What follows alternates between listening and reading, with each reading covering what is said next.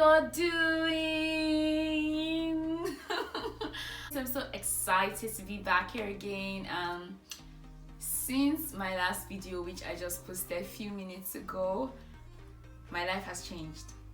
My status has changed. Okay, so I got engaged. Oh my god, I don't even, like, calm down, precious. While I'm saying that, it's like, okay. It took me a while. Like, I had to think about it for like 20 minutes and then scream in the washroom. I didn't think about it for like another 10 minutes and then scream in my room. I'm just happy, like so excited, and I just want to really thank God for this, because I've never been so anxious about it. But I mean, as a first girl, first child in the home, there's always that African pressure that everyone goes through, which is normal. I cannot make one whole video and say everything, but I'm just gonna go ahead to talk about my fiance. My god, I actually said that out of my mouth, and it's not a movie or drama. While growing up, I really always wanted to get married very young. I was always thinking that I'll get married at 21, I'll continue medical school. I really prayed, but I knew the kind of man I wanted to get married to. I knew the type of guy that I really wanted to end up with, like spend the rest of my life with. And for the most part, I dated those people. I knew what I wanted in a man. Like, I dated the intelligent one, I dated the rich one. I might see someone that was like very spiritual, like a pastor, and handsome, not too fine, like fair and loving cream and penny hair. No, not that kind of guy. Like someone who's just simple but clean, just neat. He has a moderate dress sense. Someone who's in love with the Lord, obviously that had to just come first. Like, I wanted a man that will fight battles with me, like on our knees, and just like not for ourselves or our children, but for nations. Like, that's what I was seeing, a man that is a firebrand, that kind of thing. Many young ladies who are in love with the Lord, that's their dream too, to get married to a man that will like support the ministry and like be heavenly minded and just be godly minded, that kind of guy. And that's what I wanted, and that's the type of people that I really dated all my life. The first person I dated was my namesake. I was just attracted to his leadership. Like, he was always a leader. He was always a leader in the church, always a leader in school as well, like as a whole, in university. So my first time dating was when I was 16, and yeah, and he was like 8 years older than I was. I know. So the second one was like an intelligent guy. Like, he was very like book, serious, life, plan. He was very organized, I want to make this happen. Like, he was goal driven. The third person I dated was a pastor. So I've really dated each and every one of these things that I wanted. I've dated a pastor. He had an amazing gift, but I was specifically led by God not to marry that person. Like, every single time I prayed about it, it always went like, don't do it.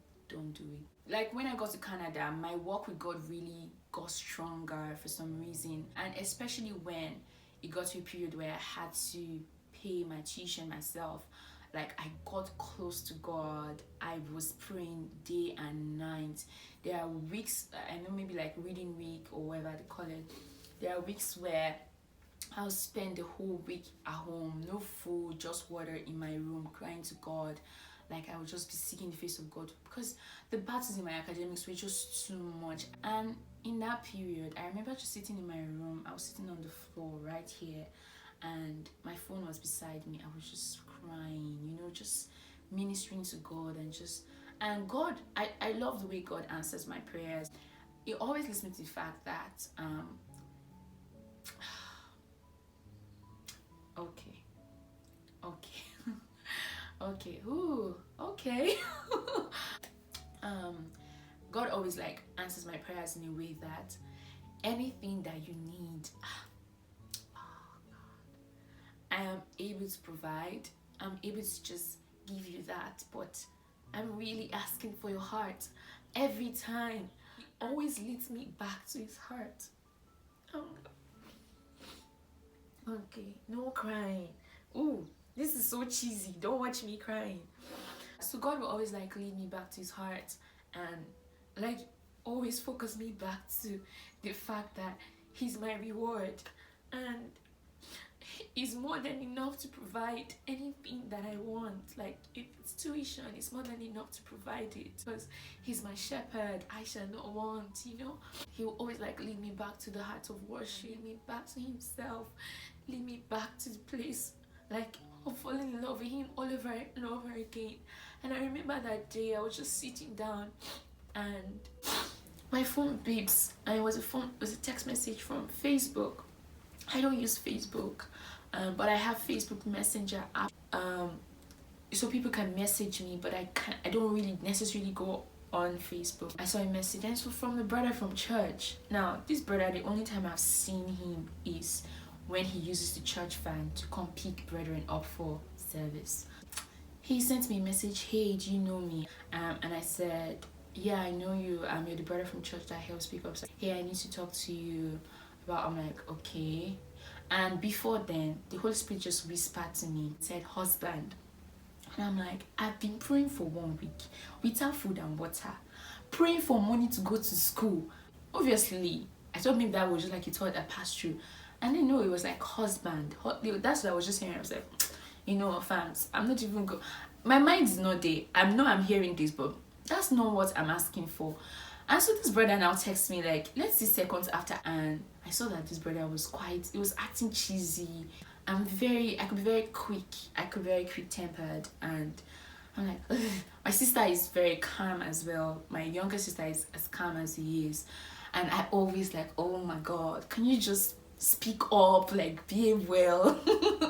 And so, but he was acting like that, so he was just calm. He would take his time to talk.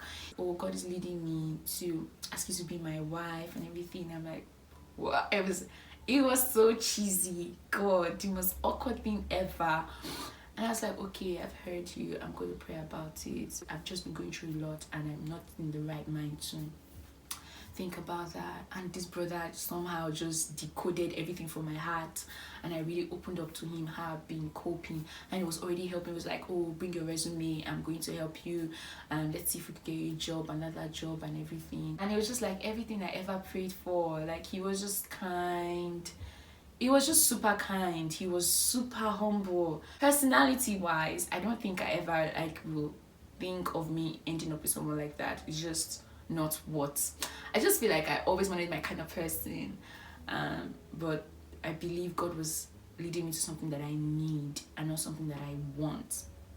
Now, for the past 6 years, I had dated people that I wanted, and they had the characteristics of goodliness and godliness, but they were not people that I needed. So those things had to be stressed and straightened out. I needed to straighten that out. It took me 2 years to straighten the fact that I don't need some people even though I want them, and God doesn't necessarily always give me somebody that I want even though I want them. He gives me what I need. And I know that people will be like, well, why is it that, why do people always sound like God's will be something you don't necessarily like?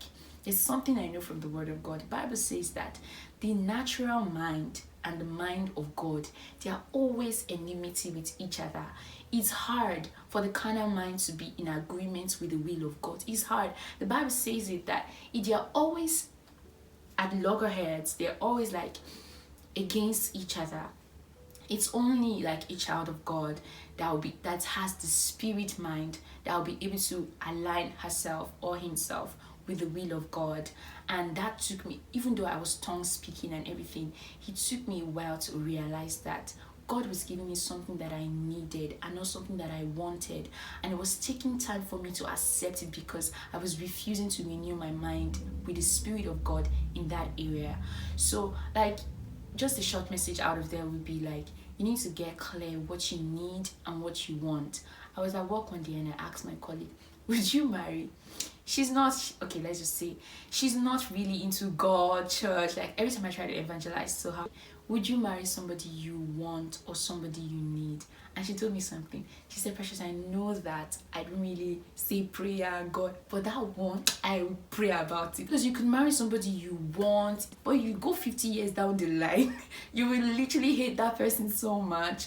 And then you go with somebody that you need. They don't necessarily have everything that you want, because it's very important for you to have someone that you need in your life and not someone that you necessarily want. Now, going down 2 years, we dated, we broke up, we had serious issues. Like, there was a time he had to end the relationship. It was a roller coaster. God has never been more subtle when it came to the decision of choosing a life partner than he has ever been. When it was time for me to relocate, God was very clear. He was, do this. I was seeing, before I would go to an office the next day, I would see it in the night.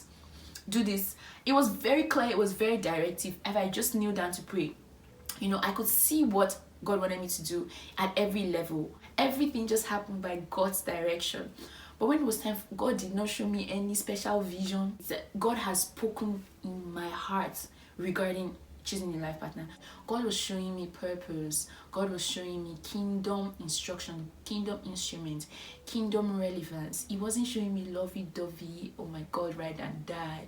He was showing me assignment. He was showing me purpose. With this man, he just kept showing me purpose. Like, purpose was like, it's like an instrument. That's how I really came to the conclusion of choosing a life partner. I'm sticking up with this man and just saying, yeah, this is my last man standing.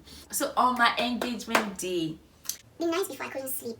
I don't know why. I woke up at 3 a.m. I look at my time, 4 a.m., 5 a.m. I couldn't sleep. The next day, I couldn't go to church early because I was having this bad migraine. I dressed up. So he told me that he had a surprise for me on Sunday. So I was thinking he was going to take me to a nice restaurant. But I was angry. I don't know why, but I felt super angry, touchy, cranky. I thought maybe it was PMS and everything. But he picked me up from church. He was like, oh, you have to wear a better dress. I'm like, better dress? I switched up on this man. I was like, you don't even tell me to wear a better dress. You did not buy a better dress for me. Like, then I go to my washroom and be like, Precious, why so mean, girl? I don't know why. I was just so cranky. And then, God, when I tell you, marry purpose, marry who you need in your life, live what you want. You need to be able to clean your lens and look at what you need. I needed to clean that lens, fams, and look at what I need. He's so patient. He's everything that I am not. He's so humble. He literally swallows up all my weaknesses. He swallows them up. His capacity for humility blows my mind. I later changed my dress, and I'm really glad I did, because if he had taken me to that surprise proposal with that dress I was putting on before, I would have beat him and wrap him, eat him raw. But yeah, so he convinced me and I changed my dress. Joe, we saw the family member, and so he was like, oh, just drive, we're going to meet a photographer at the studio. I was like, oh my God, why is this man taking pictures? I'm not even engaged. Like, I was already getting cranky at that. I'm like, I'm going to drive home. But so just for his instructions. So I followed the instructions. I went to this place. I waited for like 20 minutes, and I called him up. I said, oh, he's coming. This man never showed up. Then I recognized the area. He had been with his friends, like his friends from work. I'd gone there like twice for their baby's dedication, and I was like, what's that with her house? But I wasn't quite sure because he wasn't giving me the direct address. So the lady, his friend, the man and his wife, the people who owns the house, his wife came out. I'm like, oh, you can't park there. She took me to the garage. I parked my car, but then I saw my friend's car parked on the side. I was like, what's this guy's car doing here? And so I texted him, hey, yo, where are you? And what's up? I was calling him, he didn't answer. And then I was like, and then I texted him, hey, are you Regent? He was like, no, he's going to drop off the car. I'm like, alright, so I didn't say anything, but I was already sensing something was going on. So I made a video on my phone and I'll show that video. So guys, I have a strong feeling that something fishy is going on. This man thinks I'm a child. Like, you should have been, I already know what's going on. I went into their house and I saw petals, rose petals on the floor. I went and I saw all my friends. Oh my God! That literally melted my heart. I was like, I freaked out.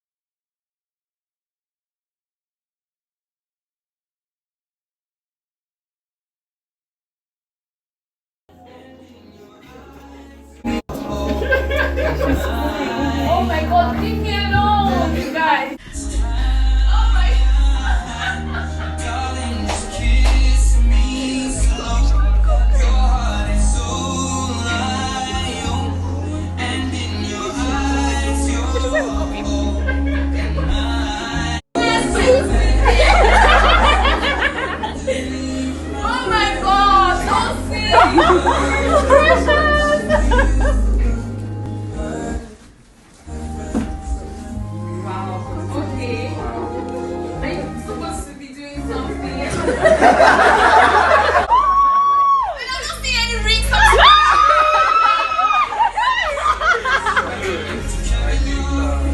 Oh my gosh, I'm about to cry. Lord, oh my God. Oh my God.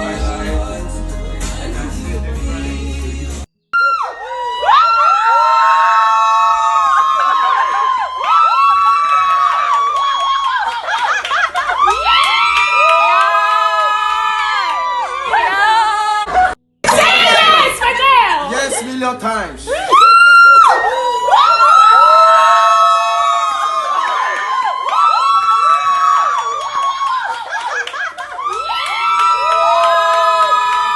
Time has finally come. Oh my God. Praying, and I remember you always said that if it is the will of God, it will just come and it will come. And it has come.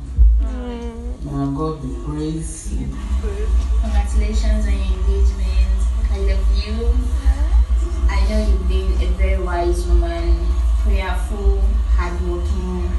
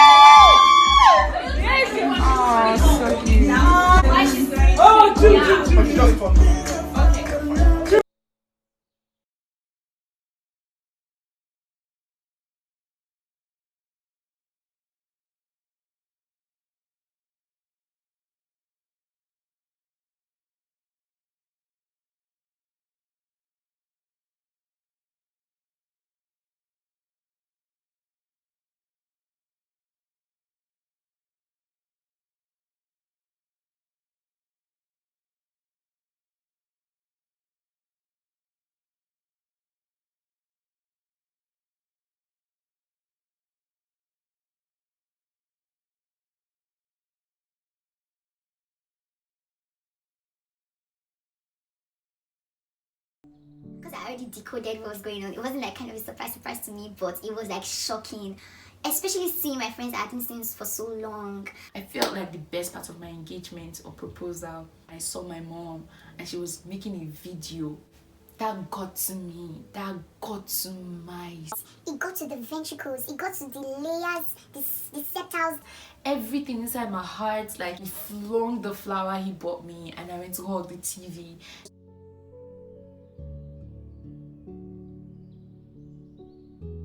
Just like my mama was just standing in my front. I was just like, God, my mommy, I miss my mommy so much. I love my mom with all my heart. I was just like, God, that just got to me. And then after that one, he brought up my brother. Oh God! And then he brought my little brother. I've not seen, because my brother was born when I just got to Canada. I've not seen him. I've never held him. And then he was just like, congratulations. Oh, that just got to me so much. I don't know. I'm crying like a baby. But yeah, that just got to me so much. I just started crying, y'all. I started crying so much when I just saw my family members, like, and I saw my friends. If you don't have a church family, I beg you, find one. Root yourself in the church. Serve. Be faithful. Don't hop from one church to another. Your church family, I wish I could explain it to people. Your church family are one of your greatest assets in life. They are beautiful people. They could be mean, we are people, we are not perfect. If we were, you would have been awesome and stayed with them to fix them up. You know, so stick on with your family. I can't wait to spend the rest of my life with this man, because I really sincerely love him. He's my shishi, my shea butter to my glory. Yeah, he's just everything. He's everything that I'm not. He's everything that I'm not. I've learned a lot from him. He's just so much of a leader. Like, he's just amazing. I really love him so that much. scripture just says, keep your feelings on till afterwards. Don't like let your feelings fly up and down and begin to love any man that comes your way, because you just get heartbroken. That principle really kept me. I just always told myself, I've never gotten heartbroken by any man. Never. I've never given them the opportunity, given anyone the opportunity to treat me that way, because I've always like maintained, look, they want you to keep those feelings. When the one comes, you can invest those feelings on him. you wouldn't starve him of those feelings that you've probably spread for all the brothers that came your way. I've dated those men, they've added to my life, nobody took from my life. I never slept with any one of them, never had any sexual intercourse with any, no soul tie.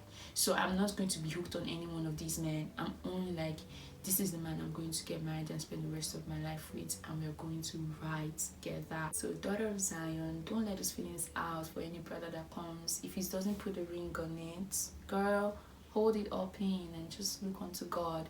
God will give you like the right guy, the one that you need, and you will love him. I love him. What do I like about him physically? I love his eyes. They're light brown. You'll be attracted to the person you get married. Trust me. If you follow the will of God, trust me, you'll be attracted. When it was time for Rebecca and Jacob and Isaac, Rebecca and Isaac, like, they got attracted. Like the Bible says, he loved her and he brought her into his mother's home, you know. So, and they never met before, like never courted, and he just loved her. You will be in love with the person you get married to because it's from God. When we end the call, we don't do I love you, like and there was no I love you, nothing. They was just like, keep it clean, keep it holy, just keep it as brother and sister as possible until you're engaged, until you're even married, you know. So we kept that, we just kept that, just locked it up. You don't want to wake things up. You don't want to wake things up, so we just kept that away. And yeah, that really helped us during the time of like courting. Christians don't date, so courting. And yeah, so in other news, I'm engaged. I don't even know how that feels yet. But yeah, I'm happy, and yeah, graduating, getting married, all the things we ever cried about, they just come like Jesus did it again. So yeah, Jesus did this one.